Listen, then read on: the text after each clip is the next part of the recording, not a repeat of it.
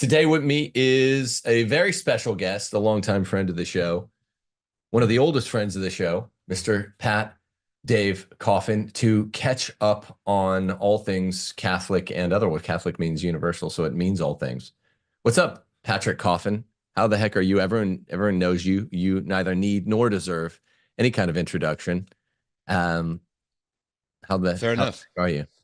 I No, feel like I feel like Nancy Reagan. You said a very special episode of Rules for Retrograde. it Don't is. do drugs. Drugs are bad. If you do drugs, you're bad. Okay. Nice to be here, sir. Congratulations on your 50,000. I have to say that like a monster truck announcer. 50,000 subscribers. Congrats. Yeah, thanks. Thanks. I felt a little bit like a kid with a giant kindergarten graduation party, but Yeah. where I was like, everyone come congratulate me. I had people dropping in that had, Mhm. 100,000 plus subs like yourself at one point. And it's a big deal because like you, um, we tell 100% of the truth. And so to even hit 50 or even 100, a lot of channels, if you're making Mr. Beast wannabe videos, it's very easy to rip off that formula. But if you're telling 100% of the truth, especially the last 5 or 10%, it's like that stubborn 5 pounds, you really lose a lot of attrition there, a lot of difficulty Mhm. there. People get mad there at the 5 or 10%. That's where it's really difficult. And, I said it then. I hate saying nice things about my friend Pat Dave Coffin, but you're one of the guys that is an exemplar for the younger generation of Catholic influencers. And by that, I don't mean myself. I'm kind of the middle generation at this point, but you were an Me, influence. Jen. And it's exemplary how I want to talk to you today about a little bit about the way the Catholic scene, online scene has changed, shifted around over the last year and a half or 2 years, because it's interesting. But first, I just want to say there are poll stars and some of the basics as to how to be a Catholic influencer, how to live and do as a Catholic influencer remain fixed, of course, being poll stars. And I just, yeah, I want to repeat what I said on that 50,000 show that you're one of the guys that influenced a lot of folks, brought a lot of people into the faith from your Catholic Answers days. So, in all seriousness, thanks for the example you've provided for the young Catholic influencers. Well, thank you, Tim. I'm nonplussed. Did I just employ that word properly? I didn't set out to be anything except find a way to pay bills and feed my family. But I found that there's a simple but not easy path, and that's just to commit to yourself and to the Lord, just to tell the truth. Yeah. And I know it sounds cliche because it's so there's nothing to adorn that. Just tell the truth, and when you tell the truth, as far as the online Catholic space or any space online, you are up against one of the three enemies that Scripture and the Church give us as our mortal enemies: the world, the flesh, and the devil. On the online space is the world. You are in the world. Big tech, Silicon Valley. Those are worldly people. They think worldly thoughts. They are anti-supernatural. They are anti-truth as far as that goes. Anti-Christ, if you want to go Aristotelian Thomas, that Christ is the truth. The ontology of the truth is not complicated. It's easy to memorize. You don't have to catch up with any lies. Just let your hair down and tell it the way you see it. And for the last 10, 11 years now, since, I don't know, March 2013, we've had a bit of an upside down Catholic Church where old verities and what we used to think of as pillars, uh, kind of substructural supports, those are all gone. And now a lot of people feel like they're on their own, which is why I like your subtitle, the handle that you use, parish orphans. A lot of people feel this, that they've been somehow abandoned, or that the terra firma beneath their feet has been swept away. And I think the trans chaos at St. Patrick's Cathedral is exhibit A of that sense of chaos. And there's a temptation there to take the black pill. And I refuse to take the black pill because that's just another word for despair. Red pill is great. In fact, I'm just finishing an ebook called Beyond Red and Blue: The Seven Pills of Life, and I've been thinking a lot about the difference between the red pill and the black pill. And if you'll notice, um, there's an effort now to redefine red pill as black pill, because the people that run big tech and the people that want to try to control the narrative of online or elsewhere discourse, they don't like the idea that people are waking up. Look at Russell Brand, right? Sex addict, drug addict, alcoholic, kind of train wreck celebrity, slowly began to be in line with the truth. And now he's like reading scripture and participating in Lent and praying the rosary. I call Russell an outsider insider.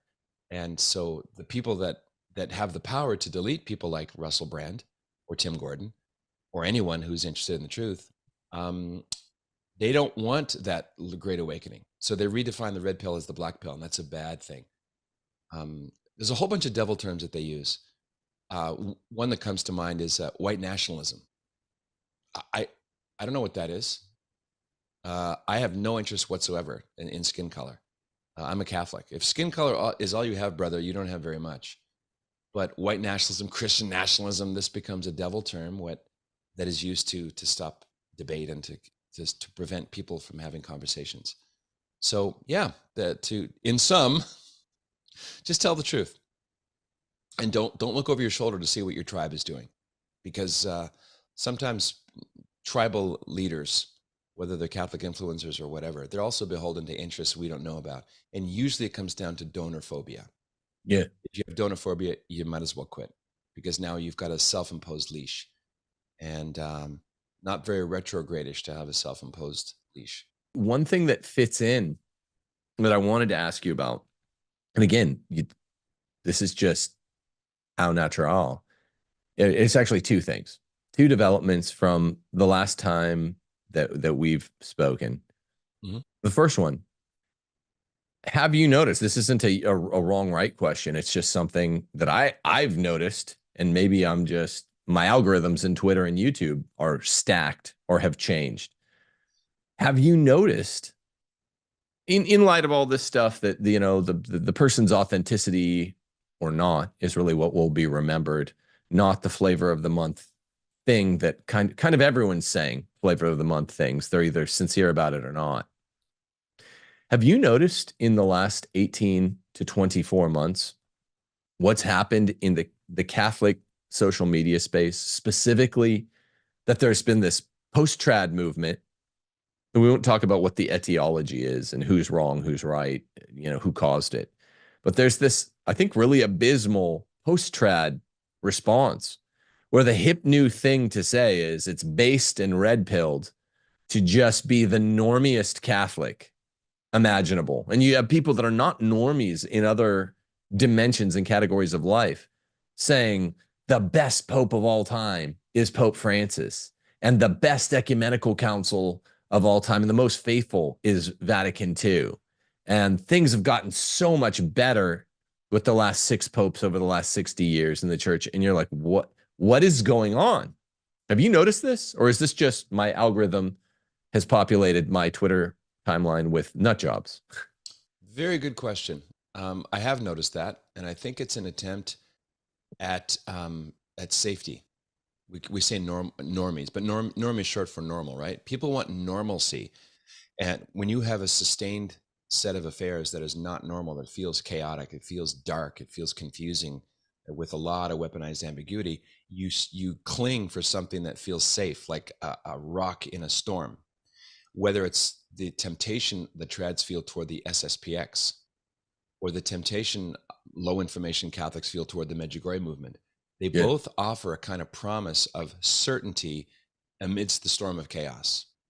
And I think they're mistaken missteps. So I think the desire to say that the greatest pope ever is this one, and the greatest and maybe the only ecumenical council since the Council of Jerusalem, and that's mentioned in the Acts of the Apostles, is Vatican II. I think it's an attempt to keep your head in the sand. But what this pushback is comprised of guys that are not normies. I'm talking even guys like EMJ or Admirable Minds, who is just attacking me for just basically liking the Latin Mass. I was never a guy. I've never set foot in an SSPX chapel. People kind of know that. I don't. I definitely don't hate those guys, but I'm not that. And he's saying anyone who says Novus Ordo is either a schismatic or on their way out the door.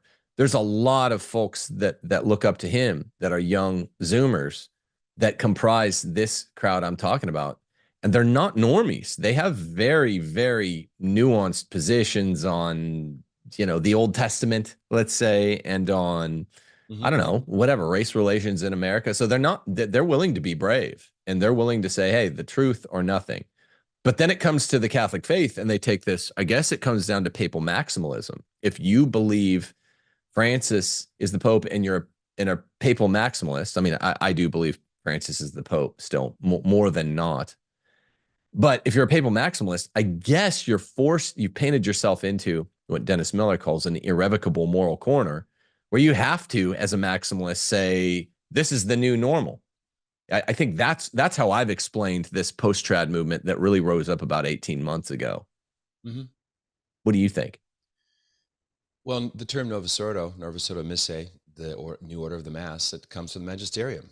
We're permitted to say it. It doesn't suggest that someone else is a second-class citizen.